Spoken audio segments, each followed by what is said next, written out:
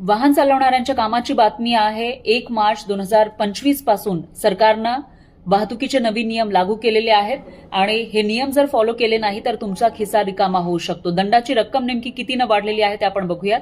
Seat belt शिवाय वाहन चालवलं तर 1000 रुपयांचा दंड बसू शकतो। ट्रिपल सीट बाईक चालवली तर 1000 रुपयांचा दंड लागू शकतो। हेल्मेट शिवाय बाईक चालवली तरी सुद्धा 1000 रुपयांचा दंड लागू शकतो किंवा 3 महिन्यांसाठी लायसन्स जप्त केलं जाऊ शकतं। विमा नसलेलं वाहन चालवलं तर 2000 रुपयांचा दंड पहिल्यांदा, दुसऱ्यांदा पकडले गेला तर 4000 रुपयांचा दंड किंवा 3 महिने तुरुंगवास होऊ शकतो। धोकादायकपणे वाहन चालवलं तर 5000चा दंड बसू शकतो। अतिवेगानं जर वाहन चालवलं तर 5000चा दंड आणि वाहतुकीचं सिग्नल जर तुम्ही मोडलं असेल तर 5000चा दंड। वाहन चालवताना मोबाईल वापरलं तरी सुद्धा 5000 रुपयांचा दंड बसू शकतो।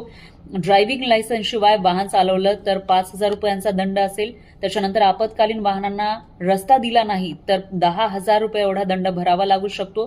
पीयूसी शिवाय वाहन चालवलं तर 10,000 रुपये दंड किंवा 6 महिन्यांचा तुरुंगवास होऊ शकतो। दारू पिऊन वाहन चालवलं तर 10,000चा दंड किंवा 6 महिने तुरुंगवास होऊ शकतो। त्याच्यानंतर ओव्हरलोडिंगसाठी 20,000चा दंड बसू शकतो। अल्पवयीन मुलानं वाहन चालवलं तर 25,000 रुपयांचा दंड किंवा 3 वर्षांचा तुरुंगवास आणि 1 वर्षासाठी वाहन नोंदणी रद्द होऊ शकते। याचाच अर्थ फाईन हा 10 पटीनं वाढलेला आहे। त्यामुळे वाहतुकीचे नियम पाळा, स्वतःसह इतरांचाही जीव वाचवा आणि तुमचा पैसाही वाचवा।